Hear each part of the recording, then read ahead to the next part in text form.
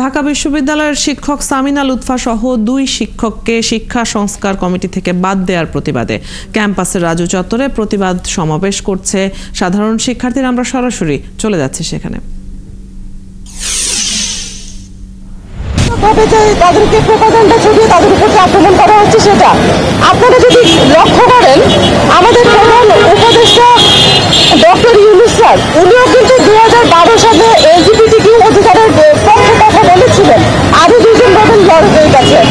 উনার বিরুদ্ধে কিন্তু কেউ এভাবে প্রোপাগান্ডা চালায়নি। উনাকে কিন্তু ঠিকই হচ্ছে ঠিকই তো উনার প্রতি যে নতি স্বীকার সেটি করছে, অথচ উদ্দেশ্যমূলক ভাবে সামিনা লুৎফা একই রকম টার্গেটের শিকার আমরা আনু মোহাম্মদ স্যার এবং তানজিমুদ্দিন খান স্যারকেও হতে দেখেছিলাম। এবং আমাদের যে সম্মানিত শিক্ষকেরা যারা আমাদের সবসময় বিপদ আপদে আমাদের পাশে থেকেছেন, তাদেরকে কেন এইভাবে প্রত্যেকটি যে যখনই যেই ক্ষমতায় থাকুক এই মানুষগুলোকে কেন সবসময় নিপীড়িত হতে হয়? আমাদের পক্ষে কারা ছিল না গত 15 বছর ধরে আমরা শিক্ষার্থীরা সবাই তো জানি। কারা থাকবে না আমরা সেটাও জানি।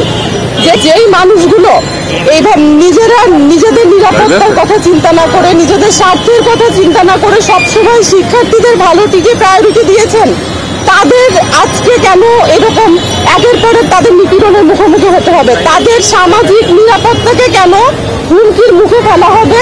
এই প্রশ্নটি আমি আসলে দেশবাসীর কাছে করতে চাই।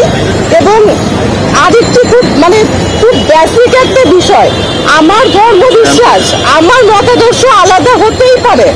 আরেকজনের মতাদর্শ যদি আমার সাথে না যায়, আমি বড়জোরটাকে এড়িয়ে চলতে পারি, আমি তার উপর নিপীড়ন করতে পারি না। আমি বিচার বহির্ভূতভাবে কোনো অন্যায়কে সমর্থন দিতে পারি না। আমি কোনো এক্সট্রা জুডিশিয়াল অ্যাক্টিভিটিসকে সমর্থন করতে পারি না।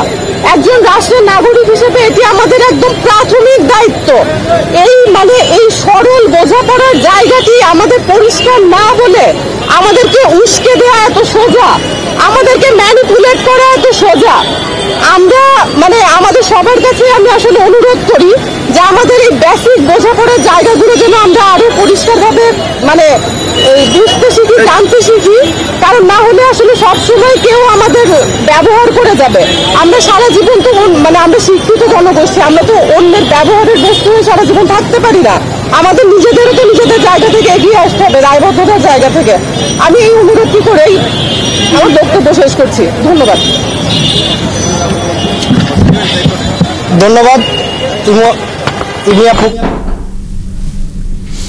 দর্শক, ঢাকা বিশ্ববিদ্যালয়ের সাধারণ শিক্ষার্থীদের প্রতিবাদ সমাবেশে এতক্ষণ সরাসরি যুক্ত ছিলাম আমরা। আসন্ন দুর্গাপূজা উপলক্ষে গেল 3 দিনে বেনাপোল স্থলবন্দর দিয়ে মোট 118 মেট্রিক টন ইলিশ ভারতে রপ্তানি হয়েছে। এর মধ্যে বেনাপোল মৎস্য কর্মকর্তা জানিয়েছেন, বাণিজ্য মন্ত্রণালয়ের নির্দেশনা অনুযায়ী 12 অক্টোবরের মধ্যে ইলিশ রপ্তানি কার্যক্রম শেষ করতে হবে। মুসলিম উদ্দিন বাপ্পুর তথ্য ও ছবিতে প্রতিবেদন। দুর্গাপূজা উপলক্ষে ভারতে ইলিশ পাঠানোর সিদ্ধান্তের পর গেল বৃহস্পতিবার বেনাপোল স্থলবন্দর দিয়ে 20টি ট্রাকে করে 54 টন পদ্মার ইলিশ রপ্তানি করা হয়। এরপর শনিবার যায় 45 মেট্রিক টন ইলিশ, সবশেষ রবিবার যায় 19 মেট্রিক টন।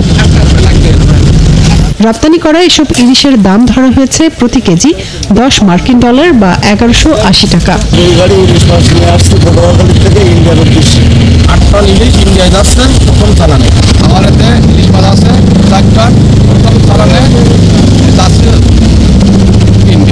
বেনাপোল মৎস্য কর্মকর্তা জানিয়েছেন, ভারতের অনুরোধের পরিপ্রেক্ষিতে বাংলাদেশ সরকার 49টি রপ্তানিকারক প্রতিষ্ঠানকে বিভিন্ন বন্দর দিয়ে 2420 মেট্রিক টন ইলিশ রপ্তানির অনুমতি দেয়।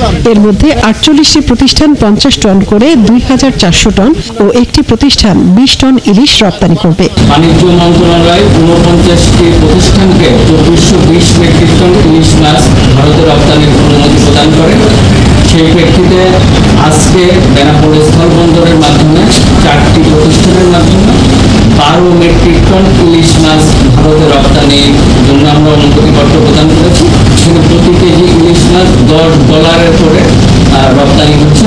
বাণিজ্য মন্ত্রণালয়ের নির্দেশনা অনুযায়ী আগামী 12 অক্টোবরের মধ্যে ইলিশ রপ্তানি শেষ করতে হবে বলে জানিয়েছেন বেনাপোল মৎস্য কর্মকর্তা। মনিরা কাজুরি, ৭১। শিক্ষার্থী ও চিকিৎসকদের চাপের মুখে অবশেষে পদত্যাগ করেছেন বরিশাল শেরেবাংলা চিকিৎসা মহাবিদ্যালয় হাসপাতালের পরিচালক ডাক্তার এইচ.এম. সাইফুল ইসলাম।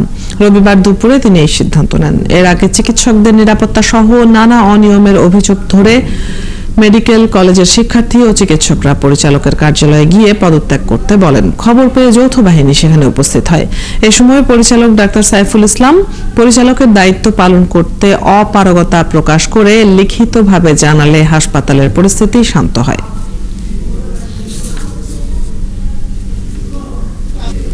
এখান থেকে চলে যাচ্ছেন, আমরা চাই যে একজন ভালো যোগ্য কেউ এখানে আসুক এবং আমাদের অনুরোধ সরকারের কাছে, মিনিস্ট্রির কাছে আমাদের